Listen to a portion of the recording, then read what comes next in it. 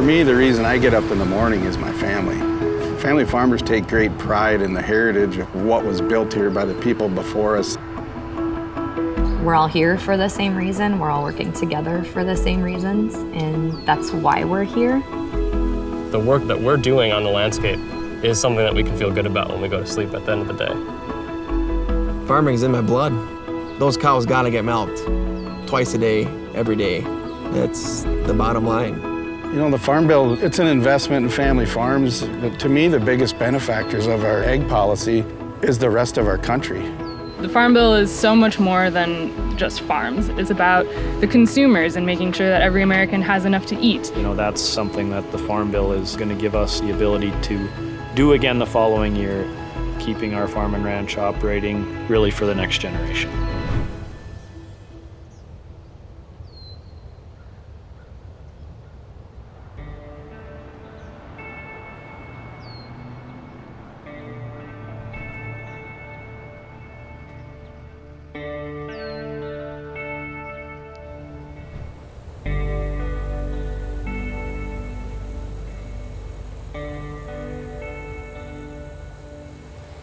My name is Travis Bruner, born and raised on a third-generation family farm and ranch. It being a family farm makes it stronger in that we're not alone.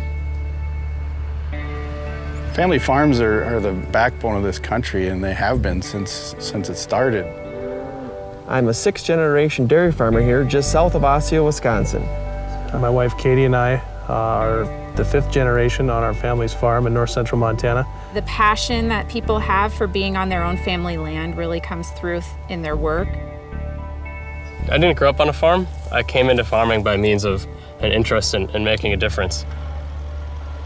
I go to market once a week, and the relationship with my customers is one of the things that keeps me going. And they're able to feel connected with farming and with rural communities and with where their food comes from. The Grow House is an indoor, nonprofit farm, healthy food marketplace, and educational center here in Denver's Elyria, Swansea, and Globeville neighborhoods. So we want to work closely with this specific community to understand how to create a neighborhood-based food system so that it can really become a model for different neighborhoods across the country. I think family farms are critical to rural communities because we comprise not only the farms and the land around the communities, but we are the community. I mean, if we don't support the local businesses, what's going to happen to our town? If we don't support what's here, it could very easily go away. And, you know, at some point, if every small town along the way dies off, it makes what we do so much more difficult. You know, as a hot farmer in Minnesota, I face a lot of challenges throughout the year that I have no control over. This year, for example, we had a really bad spring that was very slow to start, and that is going to result in a significant loss of yield, which is going to be tough for us to stomach in our early seasons of production. Typically, I think when milk prices are at a good level, farmers tend to buy a new piece of equipment, invest in a different chunk of land. Also now spring inputs are coming. With milk prices dropping, everybody was sort of in a scramble, and we haven't come out of it yet. Sad to say, but for the past 4 years, we have lost over 500 dairy farms in Wisconsin each year. It really opens my eyes and makes me realize how important it is that the Farm Bill is there for farmers and ranchers. It is our safety net. Some might get to the end of the year, and if they can't combine their crop, they might not have enough to pay off their operating, and then what happens? Then we might not see them next year. I think risk management tools are not only necessary but vital for farmers. Crop insurance and Title I together basically form our safety net in the commodity sector. Our county program, the PLC program, they're kind of a hedge against a drought. It damages a good portion of your county or your area. You don't want to have to rely on that, but we also can't control Mother Nature, and so that's where you hope there's a safety net to back you up if things like that do happen. If the federal government were to cut subsidies for crop insurance, the smaller and family farms would be hit the hardest. When you look at any time you increase financial risk, it's going to hurt the beginning farmers that still have a mortgage, and the larger corporate farms that they don't have those issues to work around.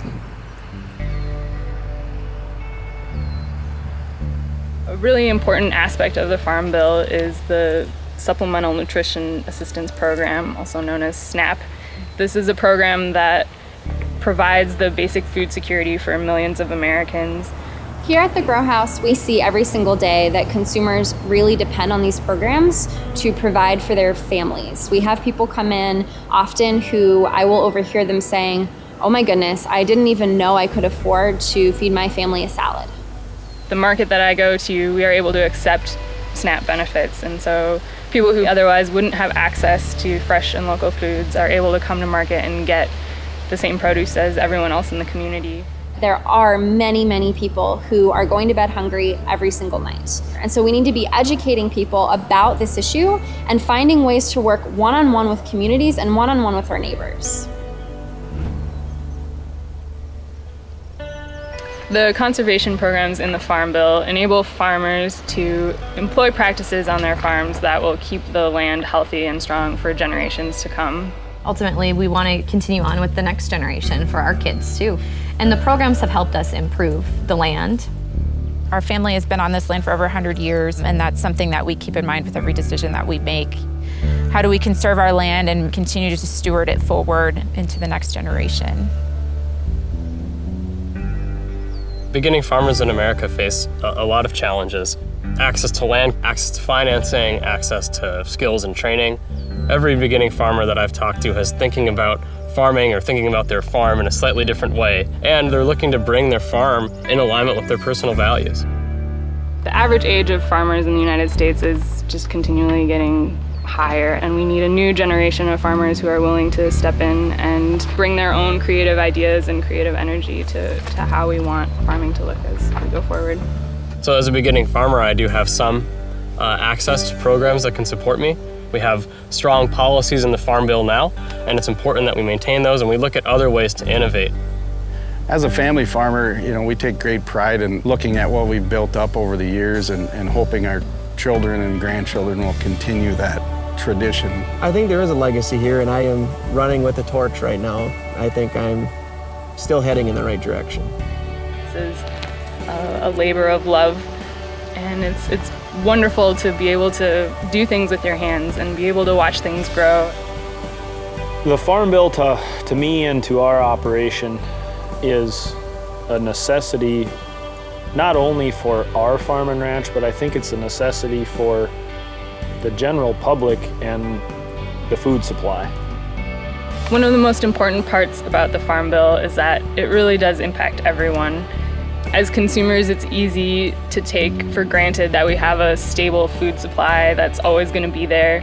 I think the Farm Bill is there to protect farmers and keep them on the farm so that they can continue to produce the food that our nation and the world needs. Whether or not you're on the farm, whether or not you receive nutrition assistance, you benefit from the Farm Bill.